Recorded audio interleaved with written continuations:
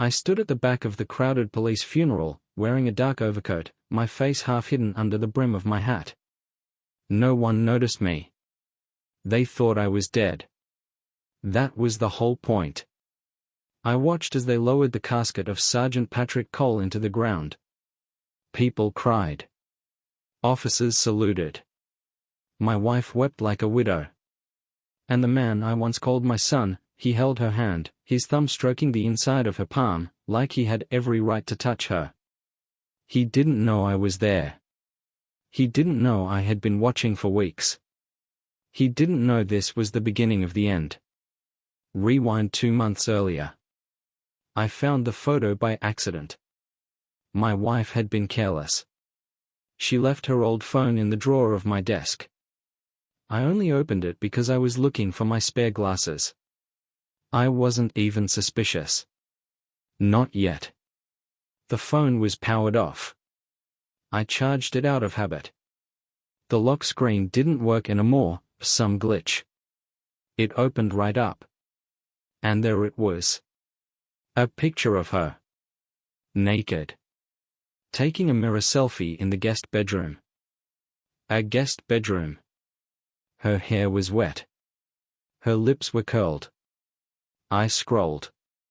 There were more. Dozens. Videos, too. Low-quality audio, but I didn't need the sound. I saw the tattoos. He had a distinctive mark on his shoulder. A compass. I remember when he got it. I paid for it. He was 18 and wanted to honor his sense of direction, or so he said. My hands trembled. Not from rage. Not yet. From something deeper. Something worse. I raised him. I gave him my house, my name, my protection. And he betrayed me. With my wife. In my home. I didn't confront her. I didn't scream or accuse. That's not my style. I started planning. Over the next few days, I reinstalled cameras in the house, the kind you can't see. One behind a smoke detector in the hallway. One in the clock on the guest room wall. One in the vent above the kitchen. I logged everything.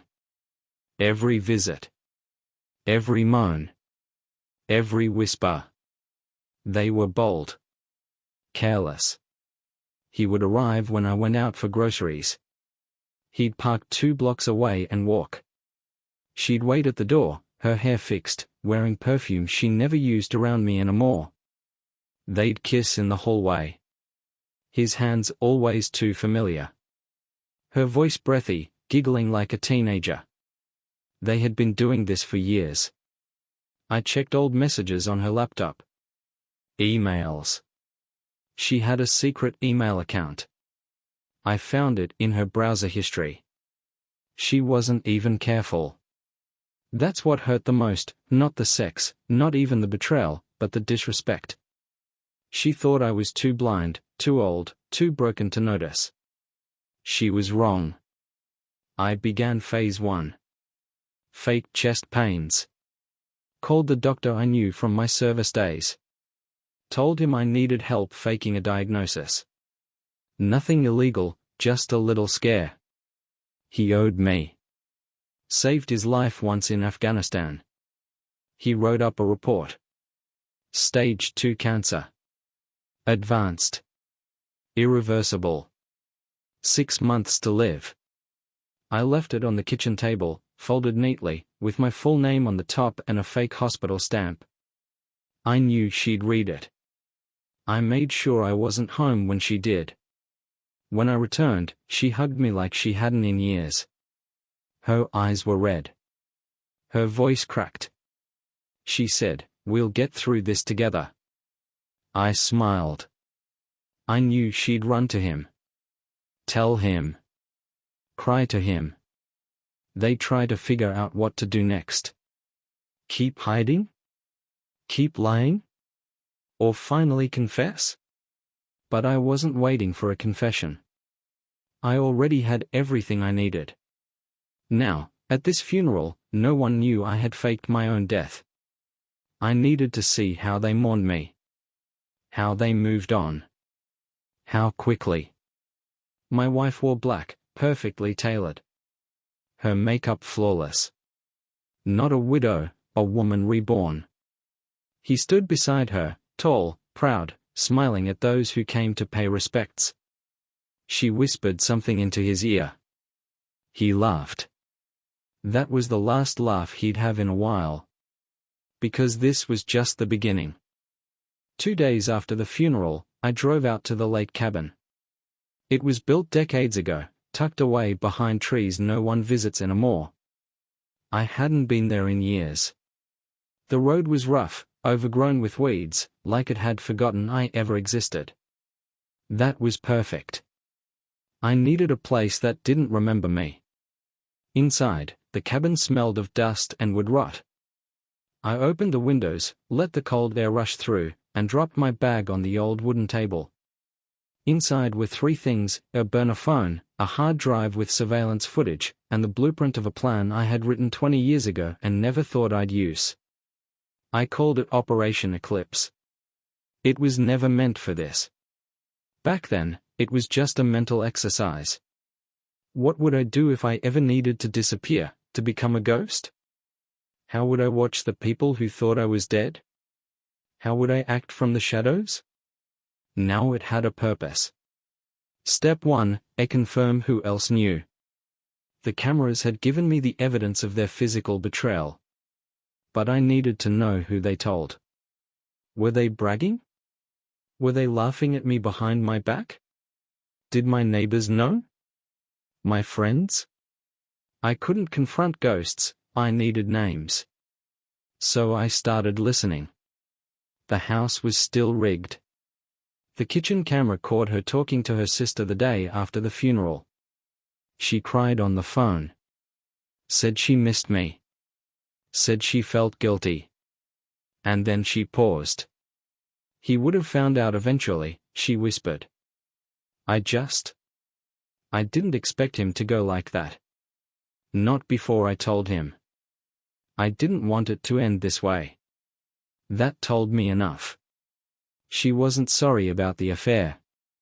Just sorry about the timing. 2 nights later, my son came over again. He didn't knock. He had a key. He poured himself a drink from my bottle of bourbon, sat in my chair, and propped his feet up like he owned the place. She sat across from him, legs folded, wine in hand. He laughed. Honestly, he said, it's almost easier now. No more hiding. No more sneaking around. You think people will understand? She asked, voice nervous. Doesn't matter. I'm not hiding. He's gone. That chapter's closed. She looked at him. Something flickered in her eyes, guilt, maybe. Regret. But it passed. She leaned forward and kissed him. I watched it all in silence, thousands of miles away emotionally, even though I was only 60 minutes up the road. The next morning, I began phase 2, a collapse. I started with the money. I had access to all our accounts.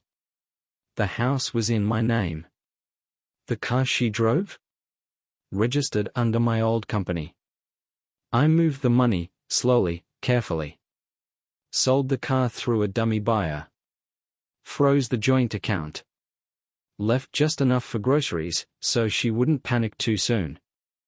I wanted her to feel the ground shift. Slowly. Like the earth was cracking beneath her feet and she didn't know where to step. Then I called an old friend in the police department. Said I had information on a possible leak. Anonymous tip. Gave him a name. Patrick Cole. It was bait. I knew they'd sniff around. Find nothing. But it would leave a mark. Raise suspicion. That's all I needed. 2 days later, he was pulled into an internal review. I saw the anger in his face on the surveillance footage. Someone's messing with me, he told her. Who? she asked. I don't know. Maybe someone from my past. Maybe someone didn't like the funeral honors. She bit her lip. You don't think? No, he said quickly. He's dead. She nodded. But the doubt was there. You could see it in her shoulders. A twitch of unease. That night, I sent the first letter. Handwritten. No return address. Just 5 words. He knows what you did. I mailed it to the house. Watched her find it. Watched her eyes scan the page, her face turn pale, her hands start to shake. She didn't show it to him. That was interesting. She hid the letter in the drawer beside our bed, my side. The next morning, she looked over her shoulder twice before leaving for work. Perfect. I needed fear. Not panic. Not chaos. Just enough paranoia to make them second-guess every smile, every shadow, every knock on the door. I was just getting started. Back at the cabin, I wrote out Phase 3. It would involve the church. He wasn't just a cop. He taught Sunday classes. Read scripture like he believed it. Told stories about integrity and duty while sleeping with a man's wife behind his back. The hypocrisy would make the fall even sweeter. But that was next week. For now, I lit the fire in the cabin stove and watched the flames grow.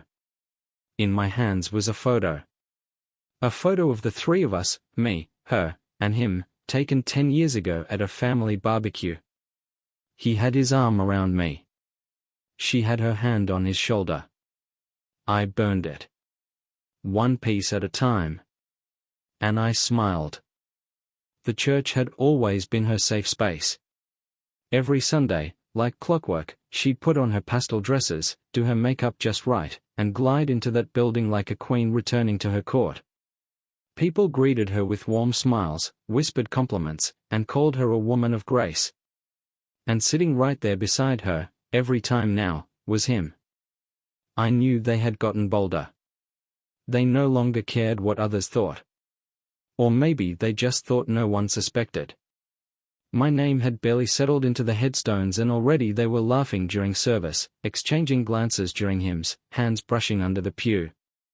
I arrived at the church parking lot at 8:42 a.m., just 18 minutes before service began. I wore a cap, sunglasses, a jacket from a thrift store 2 towns over. No one would look twice. I didn't enter the church. That wasn't the plan. I walked around the back, where the basement windows were. There, beneath the main sanctuary, was the church office. The room where they stored donation records, emails, and, more importantly, internal security footage. The building was old, and its security even older. I'd scoped it out days earlier. All I needed was 12 minutes. The window latch hadn't been repaired in years. I slipped in silently. Inside, the office smelled like old paper and mildew. The security system was laughable. A single desktop with local storage, no password. Just double-click the icon and you could view every hallway, every entrance, every interaction that had been recorded in the last 2 weeks. I copied everything to a flash drive. Not just footage of him and her walking in together.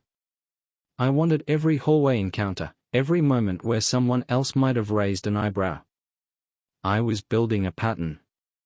If I was going to take him down, I didn't just want proof of the affair, I wanted to show who he pretended to be, and what he really was.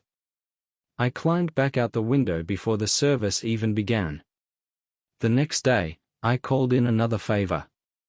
A friend from my military days, now running a small IT consulting company, owed me. I told him I needed a website. Nothing fancy. Just a video hosting page, password protected. The kind of place where I could upload what I found and choose exactly who would see it. He didn't ask questions. I didn't offer answers. By Wednesday, I had the site ready. A landing page, a single video embedded, and a title at the top, "This is the man you trust." But I wasn't going to share it yet. Timing was everything. I needed them to feel safe first. Settled. Comfortable. That's when the fall hurts most. That Friday night, he stayed over. Not just a visit. He brought a bag. A change of clothes. Toothbrush. The kind of thing a man brings when he's moved in. I watched him walk around my house like he owned it. Opened my fridge. Drank my scotch. Laughed with her in my kitchen. He put his hand on the small of her back while she cooked eggs. She leaned into it like she was 25 again. I made note of every gesture. Every word. The footage from the kitchen cam was gold. Not just the sex, though that would be damning enough. But the talk. The mocking. The way they spoke about me like I was some relic. A naive, half-senile old man who never saw it coming. "You think he suspected anything?" he asked her as they lay in bed. She laughed. "Please." He thought the guest room was still just for visitors. They laughed together. That was their mistake. That night, I sent out 5 anonymous emails. 1 to the church board. 1 to the deacon. 1 to the women's ministry leader. 1 to the youth pastor. And 1 to the bishop. Each email contained a link. No message. No explanation. Just a subject line, "You should see this." The video spoke for itself. By Saturday evening, I checked the analytics. 4 out of 5 had opened the link. 3 watched the full video. 1 had downloaded it. Sunday morning, I stayed in the cabin, drinking my coffee, watching the sunrise through the fog. Peaceful. Controlled. The kind of peace that comes when you know chaos is about to begin, and none of it will touch you. At exactly 10:14 a.m., my phone buzzed. It was a screenshot. Sent from an unknown number, likely bounced through an online service. The photo showed him, Patrick, standing at the front of the church, in front of a dozen confused and angry faces. One of the elders was holding up a laptop. His face was red. Another woman looked away in disgust. My wife stood behind them. Pale. Frozen. The caption read, "You did this." I smiled. No. I thought. You did this. All I did was show the truth. And I was far from done. She didn't leave the house for 3 days. After the church incident, everything went quiet. I monitored the cameras religiously. She kept the blinds closed. Moved slower.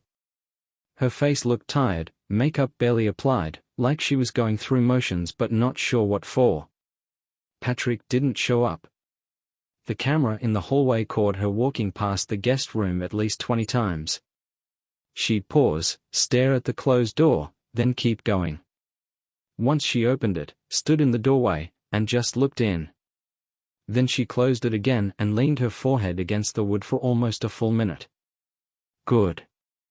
Let her feel the echo of what she did. On the 3rd day, she made a phone call. I recorded it.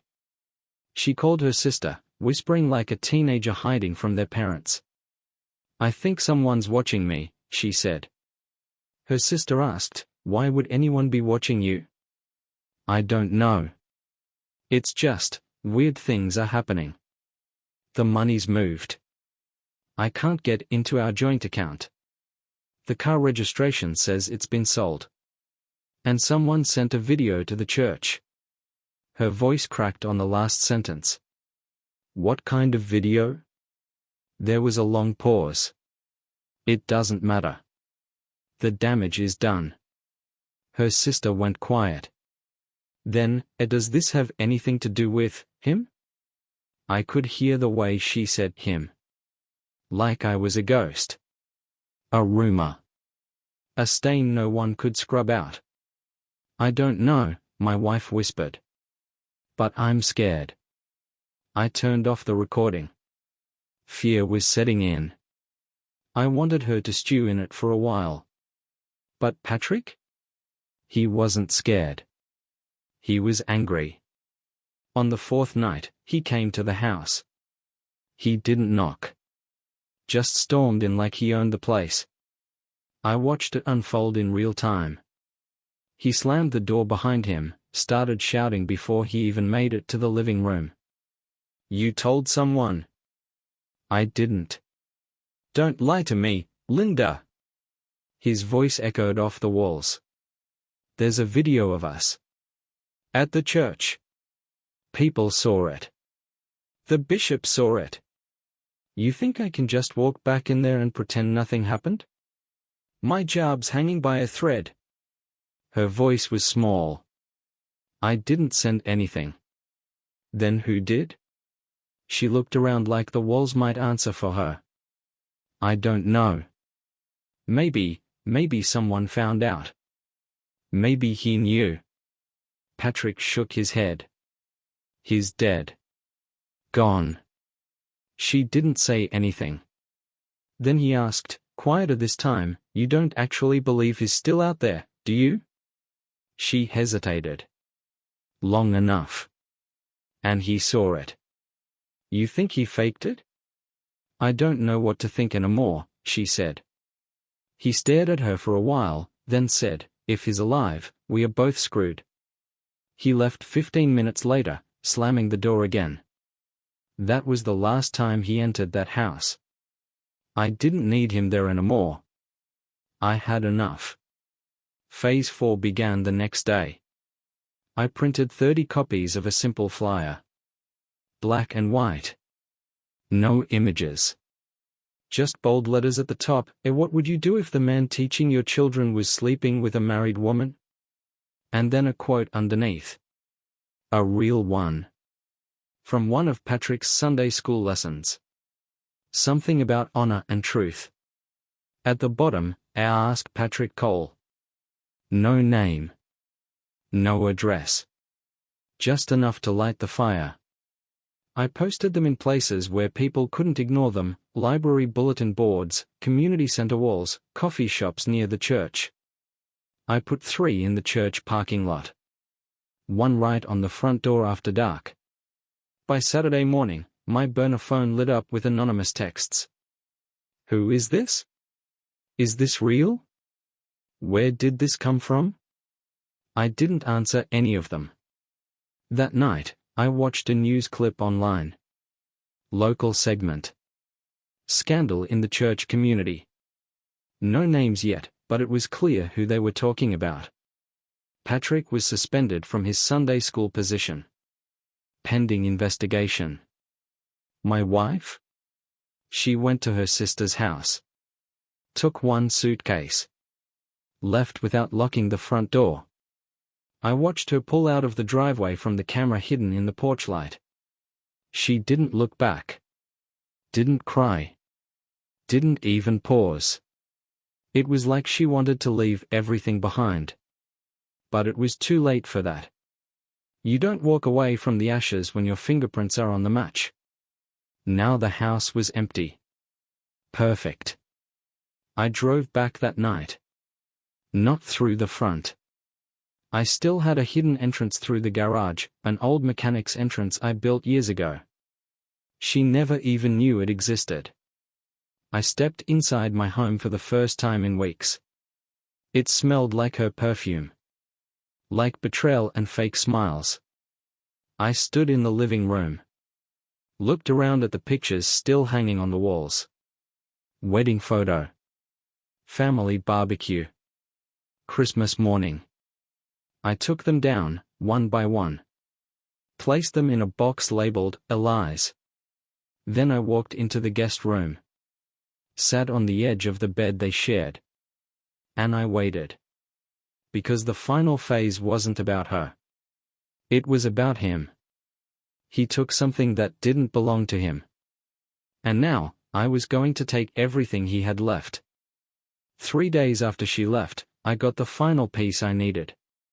The burner phone lit up with a message from a restricted number. Just a single line. He's filing for a restraining order. I almost laughed. He didn't know who I was anymore. He thought I was some bitter ghost rattling chains from a distance. That I'd be scared off by paperwork. That a judge's signature could protect him from what was coming. It was time to bring everything together. Phase 5 wasn't about fear anymore. It was about exposure. Humiliation. I wanted everyone to see him for what he was, not just a liar, but a coward. A hypocrite. A thief of trust, hiding behind a badge and a Bible. The church already knew. Half the town was whispering. But it wasn't enough. Rumors fade. I needed a legacy. I started with a press packet. Printed screenshots from the security footage.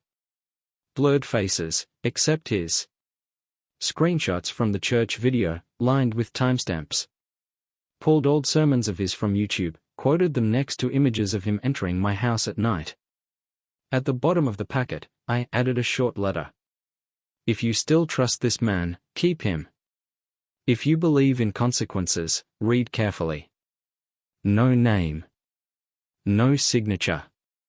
I mailed 5 copies, to his police department's internal affairs office, his precinct commander, the local news station, the church board, and the county ethics committee. I gave them all something they couldn't ignore. That same night, I went through his social media. He hadn't posted since the church fallout, but his friends had. I found a post from a guy named Travis, a cop from another district. Birthday party photos. Patrick in the background, drink in hand, smiling. Perfect. I created a new Facebook account under a fake name. Messaged Travis with a polite "Hey, just a heads up, you might want to ask Patrick about this video I found." Attached a 30-second clip. Just enough. The next day, I checked the site's analytics. Over 2,000 views. Someone posted the video on Reddit. It went local viral. A week later, a headline appeared in the digital version of the county paper. Respected officer under review after allegations of moral misconduct. They didn't name him yet. But everyone who mattered knew. I could have stopped there. But I didn't want to. He had taken what was sacred to me. So now I'd take something sacred to him. Respect. I still had access to one of the storage units he used, rented under my name, a favor from the days when I helped him get his first place. He used it for keepsakes. I remembered the code, the year his father died. I waited until after dark. Drove a different vehicle. Black hoodie, gloves, silence. I opened the unit. It was cleaner than I expected. Labeled boxes. Military memorabilia. Old photos. Letters from the academy. A folded flag in a case. A certificate of commendation. I took the box labeled Academy Graduation. Drove 20 minutes out of town to a construction site. Burned every paper inside. Photographed it. Then sent him a copy. No words. No threats. Just the image of the fire consuming the certificate. He responded 2 hours later. Blocked number. Message read, "You want a war?" Fine. I didn't answer. It wasn't a war. It was an execution. The next step was the department. I knew one of his fellow officers, Carlos. We'd spoken maybe twice, years ago, but I remembered the way Patrick talked about him. Wants to be captain one day. Always looking for a reason to stand out. So I gave him one. Another anonymous packet. This one with a suggestion, check body cam logs. See if he always turns them on. Ask about May 14th, start there. May 14th was the night Patrick spent 2 hours at my house while I was supposedly alive. According to the system, he was on patrol. It wasn't hard to figure out. Carlos did the digging. The footage wasn't there. A blank spot. Twice in 1 week. It triggered an internal inquiry. Within 48 hours, Patrick was placed on suspension. Not for the affair. Not for the church scandal. For lying on duty. That would stick. Police departments don't care about morals. But they care about protocol. Now his job was bleeding. His name was smeared. And his support system? Vanishing. The final blow was the anniversary. 50 years of marriage. She thought she'd be celebrating it with him. I had other plans. I sent out invitations, digitally, anonymously, to a remembrance service in my name. Celebrating the life of a man forgotten too soon. Held at the local VFW hall. Decorated with photos from our life. Smiling faces. Our wedding. Her holding my hand. The family I built. Then, at 7 p.m. sharp, I played the final video. Not sex. Not scandal. Just her. Talking. In the hallway. In the kitchen. The night after I died. I feel free, she said. I didn't expect to, but I do. I loved him once, but that was a long time ago. I don't regret it. She laughed. I really don't. The crowd was silent. She stood at the back of the room. Watching. Frozen. And beside her, Patrick stood stiff, red-faced, trying to walk out. But the door was locked. One of the VFW guys had helped me with that. Just a few seconds. Long enough. I walked onto the stage. Removed the hat. The glasses. The scarf. Let them see me. Alive. And I said just one thing. To everyone who thought I was dead, I was just getting started. She didn't speak. Not during the video. Not when I stepped onto the stage. Not even when I stood 5 feet from her, breathing the same air we once called home. Patrick tried to pull her away, but she didn't move. She looked like a statue, lips slightly parted, eyes wide. Pale. Deflated. The room was dead silent. I scanned their faces. Old friends. Distant relatives. Church members. People I hadn't seen in years.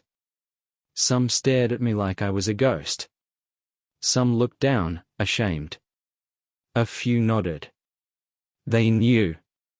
They always knew something was off. But no one had the courage to face it. Until now. I took a step closer. Looked straight at her. I spent 50 years building a life with you, I said. Calm. Slow. And you spent 4 years tearing it down behind my back. Someone in the crowd shifted, uncomfortable. You could have told me, I continued. You could have left. You could have divorced me. But you chose deception. You chose betrayal. You chose him. She opened her mouth. Nothing came out. Patrick stepped forward. You're insane. I turned to him. No. I'm precise. He tried to square up, puffed his chest like he did when he was 20 and thought being tall meant being right. You had no right to. I cut him off. I raised you. Paid for your school. Taught you to drive. Covered your medical bills when you wrecked that motorcycle at 19. You called me your dad in front of your friends. I treated you like blood. He flinched, just a little.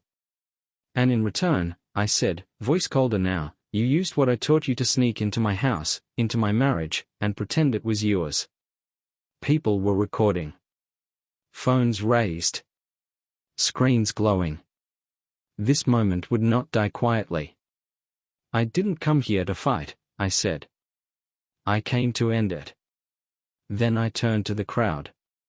I'm not dead. I never was. But the man I used to be, is gone. You all buried him. And now, this is the reckoning. I walked out. Left them there. Let the video replay on the loop, the sound of her laughing echoing through the hall. By the time I got back to the car, my phone was buzzing. Texts. Calls. Some from numbers I recognized. Most I didn't. I ignored them all. That night, I went home. For real this time. My house. No longer theirs. I threw out the bed linens.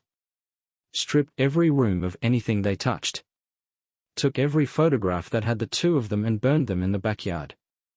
The flames crackled like applause. Inside, I sat in the living room. Lit only by the fireplace. A bottle of bourbon on the table. A glass in my hand. It felt quiet. But not lonely. She showed up 3 days later. Middle of the afternoon. She knocked. Not rang. Knocked. I didn't answer right away. Let her knock again. Then a third time. Finally, I opened the door. She looked tired. Worn. Makeup faded, eyes red. I need to talk, she said. I stepped aside. Didn't invite her in. She walked in anyway. Like she still had a place here. She stood in the middle of the living room, arms crossed like she was cold. She looked around. It looks different. It is. She nodded. Is any of it still ours? I sat down. There's no ours anymore. She didn't sit. Just stood there, twisting her fingers.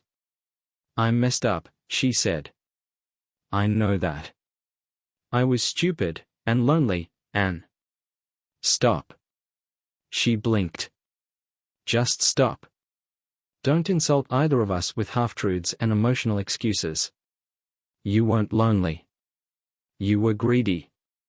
You had love, history, a partner. You wanted attention. Passion. Something cheap to remind you were still young. Tears welled up in her eyes. I kept going. And you picked the one person you knew would hurt the most. I didn't plan it that way, she whispered. But you let it happen. Repeatedly. Willingly. She didn't argue. Didn't deny. Just cried. I let her. Let her stand there in silence, surrounded by the life she'd ruined. She finally asked, what happens now? You leave. Is that it? Yes. And if I don't? I stared at her. You will. She nodded. Slowly. Turned. Walked to the door. Paused. I still love you, she said. I said nothing. She left. I locked the door behind her. Double bolt.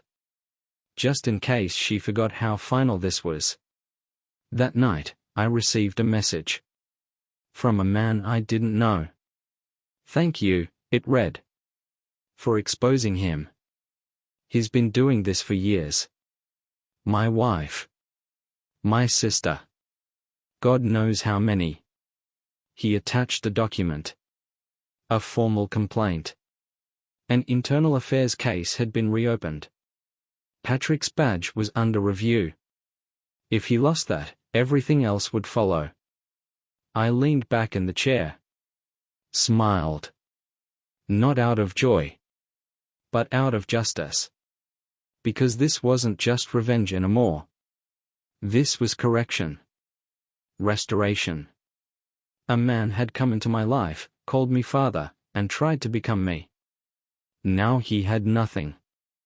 and I was just getting started. The thing about men like Patrick is they build their identity around power. Not real power, earned, tested, sharpened, but borrowed power. A badge. A title. A uniform. A few stripes on the sleeve and suddenly, they believe they're untouchable. He forgot where his real power came from. Me.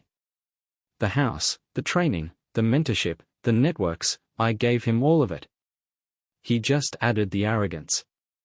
Now, one by one, I was taking it back.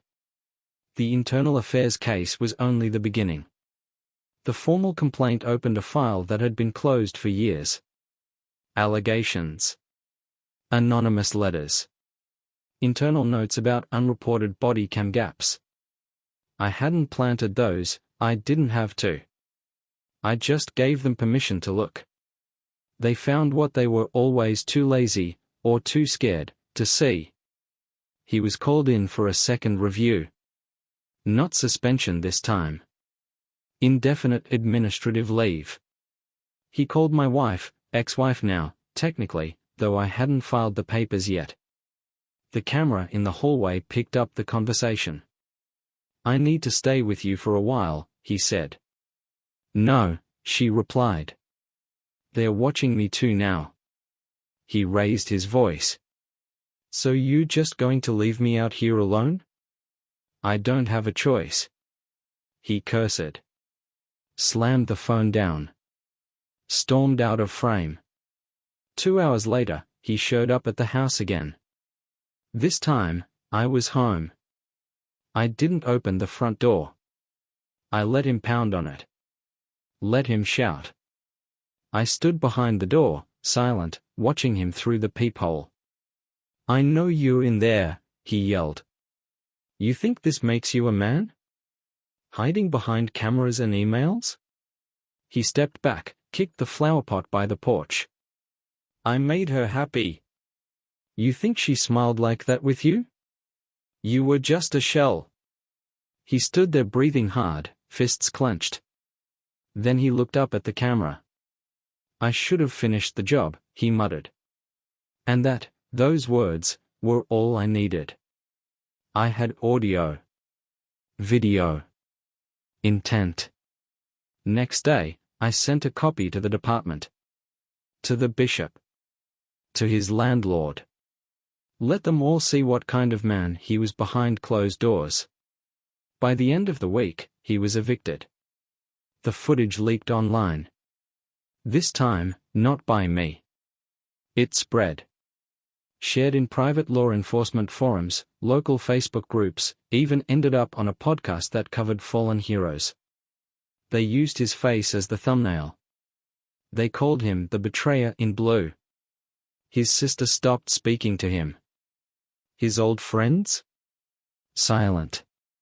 He posted a video online, shaky phone quality, sitting in a car, unshaven, eyes red. Said it was all lies. That it was a smear campaign by someone jealous, someone twisted. No one believed him. I didn't need to defend myself. The truth was doing just fine on its own. But I wasn't done.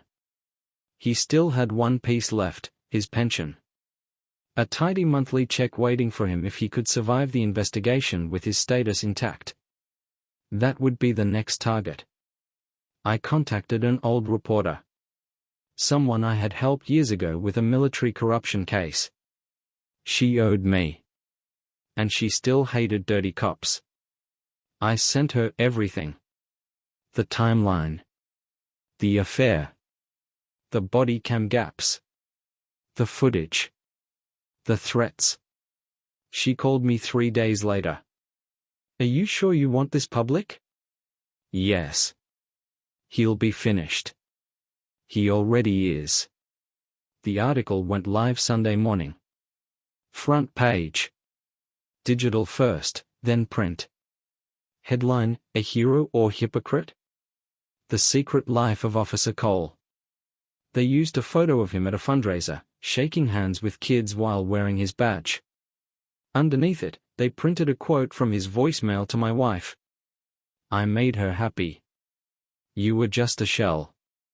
The fallout was instant. The police union distanced itself. The church issued a formal statement condemning all involved. His department launched a full audit. The pension committee froze his account. I watched the news coverage alone, eating cold pizza, sipping coffee. No celebration. Just silence. Satisfaction. Justice doesn't always roar. Sometimes, it arrives like fog, quiet, suffocating, everywhere. Later that week, I visited the cemetery. Stood in front of my fake gravestone. The one they had buried the empty casket under. I stared at it for a while. Then poured bourbon on the grass. A small gesture. Not for them. For me. To mark the end of something. When I turned to leave, I saw a car parked 2 rows down. It was her. She didn't get out. Just sat there, watching. I didn't wave. Didn't speak. Just walked to my truck and drove away.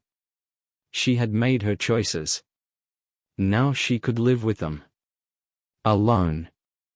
Just like him. Because the final part of this wasn't about taking anything else away. It was about letting them sit in what they built. No job. No partner. No family. Just silence. And memory. The worst kind of prison. They say silence drives a man insane faster than noise. And I believed at the moment I saw Patrick in that parking lot, sitting in his car alone, staring at nothing, engine off, windows rolled down like he couldn't even stand the sound of his own breath. It had been 10 days since the article dropped. 10 days since the last of his support systems crumbled beneath him. No job. No pension. No home. His accounts were frozen, pending audit. The union wouldn't return his calls. The church deleted every photo of him from their site. I didn't need to touch him. I just pressed play. And watched the system destroy its own golden boy. But it wasn't enough yet. He still hadn't broken. I could tell by the way he dressed, still tried to look clean, buttoned up, like he had control. Like he thought this was temporary. A phase. Something he could wait out. He was wrong. Phase 8 was simple, isolation. First, I sent a package to his mother's nursing home. Not threatening. Just informative. A printout of the article. A list of the video links. A polite note that read, "Thought you deserved to know the kind of man your son became." She hadn't spoken to him in years. Now she had a reason to never answer again. Then I sent a copy to his old academy instructors. And the local police hiring board. Even if he left town, the stain would follow. One night, around midnight, he returned to my house. I was watching the porch cam when I saw him appear at the end of the driveway, hoodie pulled low, hands in his pockets. He didn't approach right away. He stood there. 5 minutes. 10.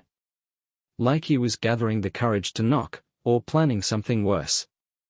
Then he finally stepped forward and knocked once. I opened the door. Didn't speak. He looked like he hadn't slept in days. Eyes sunken, jaw tight, a small tremble in his fingers. "I just want to talk," he said. "No." He blinked. "Please. Just 2 minutes." I didn't invite him in. Didn't move. "You ruined my life." "I gave you one," I replied. He stepped back like I'd slapped him. "You think this was justice?" "No," I said. "Justice would have been court and sentencing. This is mercy." His voice cracked. "I lost everything. Now you know how I felt." He looked away. I closed the door slowly. Locked it. Left him standing there. That night, he tried calling my wife. She didn't answer. The next morning, I left something for him. On the windshield of his car, parked near an old motel, I placed a single photo. No words. Just an image. It was him at 17. Standing beside me. Smiling. Holding up his police academy acceptance letter. The day he called me Dad and meant it. On the back of the photo, I had written, "You could have had everything. No threat. No accusation. Just a memory." That broke him. I watched the surveillance footage later. He sat in the car for 40 minutes, gripping the photo, sobbing into the steering wheel. He wasn't angry anymore. He was empty. That's when I knew it was time to disappear again. To close the book. I packed up the cabin. Wiped the hard drives.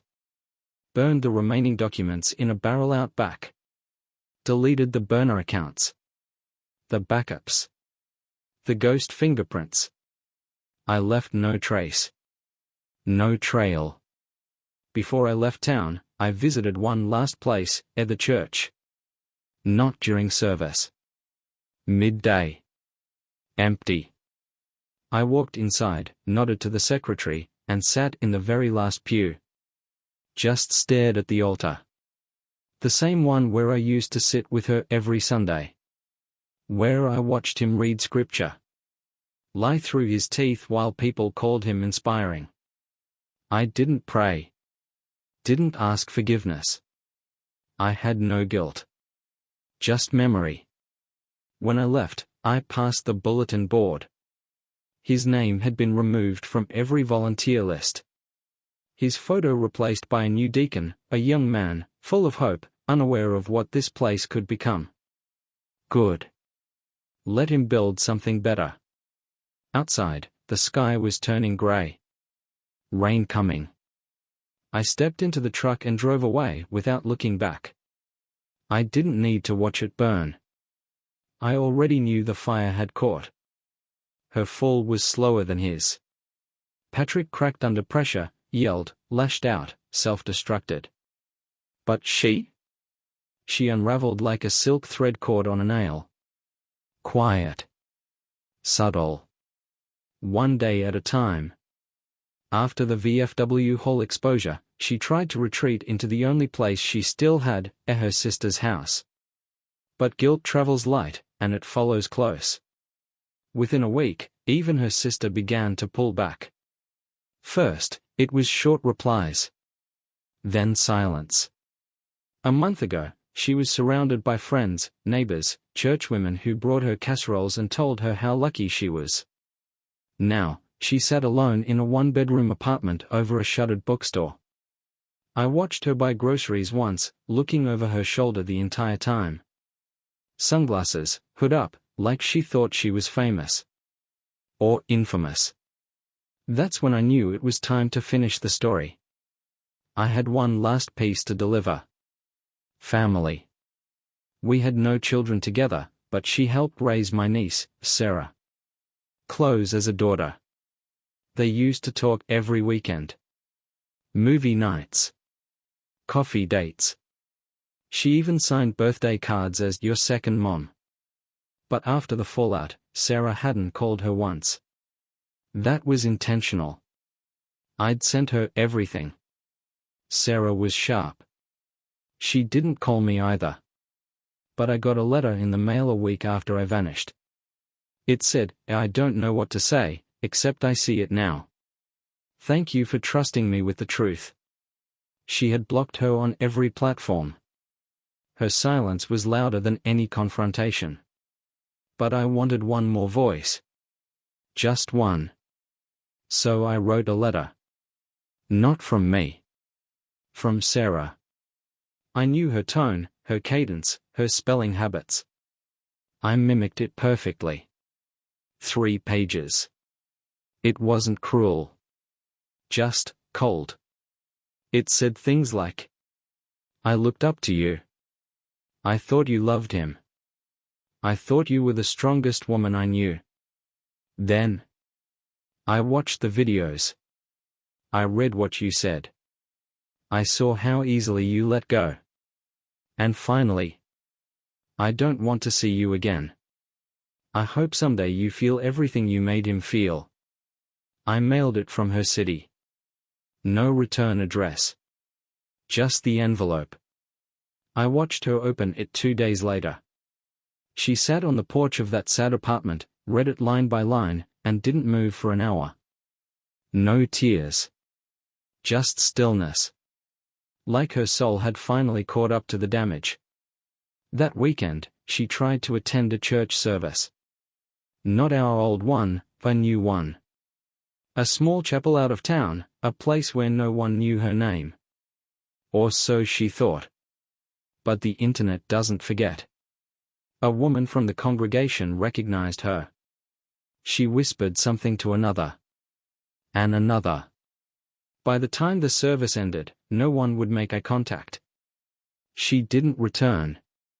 That Monday, she called a mutual friend, Linda from the community board. Left a voicemail. I know I made mistakes, she said. But I'm still me. I still have a heart. Linda never called her back. I didn't have to orchestrate any of that. Truth, once released, spreads on its own. I only gave it direction. Now, she was truly alone. She tried to reach me. 3 voicemails. All the same. I miss you. I made a mistake. Please, if you still feel anything, call me. I never answered. There's no conversation left between us. No apology strong enough. Only the echo of choices.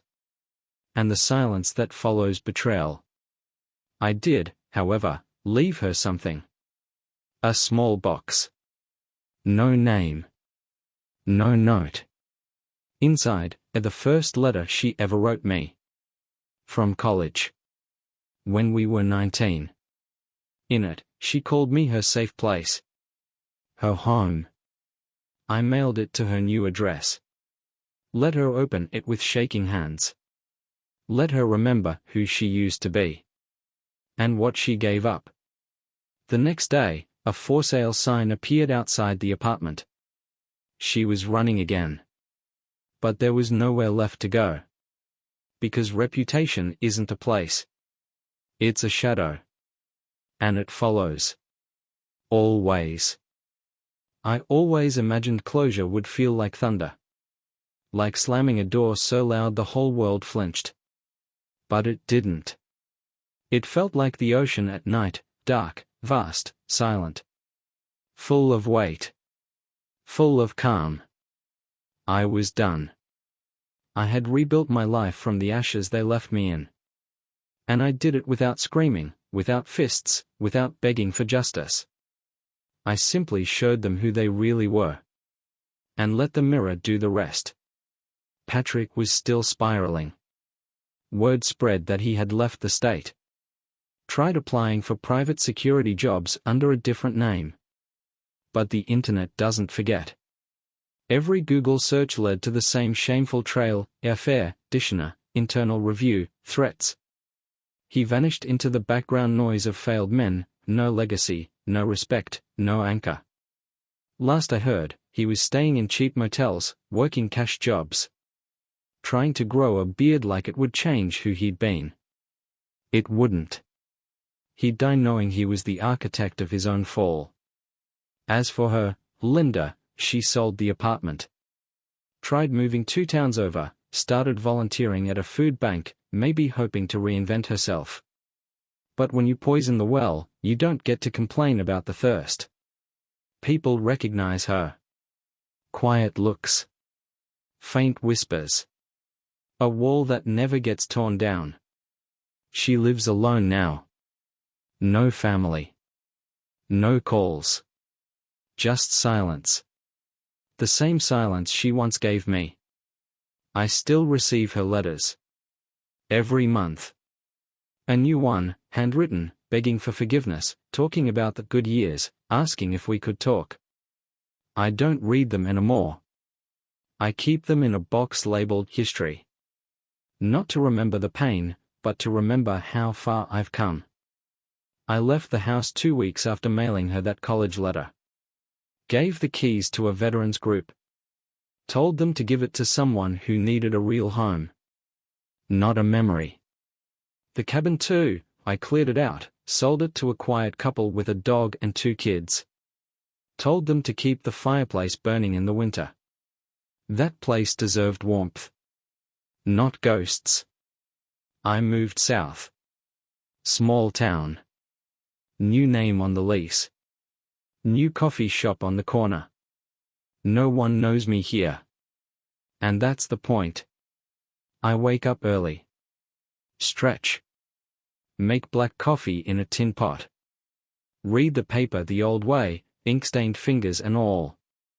Some nights I sit on the porch and just listen to the wind in the trees. Not because I'm hiding. But because I've already spoken all the words I ever needed to say. A month after I settled in, I met a woman at the local library. She was kind. Soft-spoken. Sharp eyes. We talked books. Then music. Then life. She never asked about my past. And I didn't offer it. Some stories deserve to stay buried. Not forgotten. Just complete. I'm not looking for a second chapter. But sometimes, someone sits across from you and makes the silence feel like music. She does that.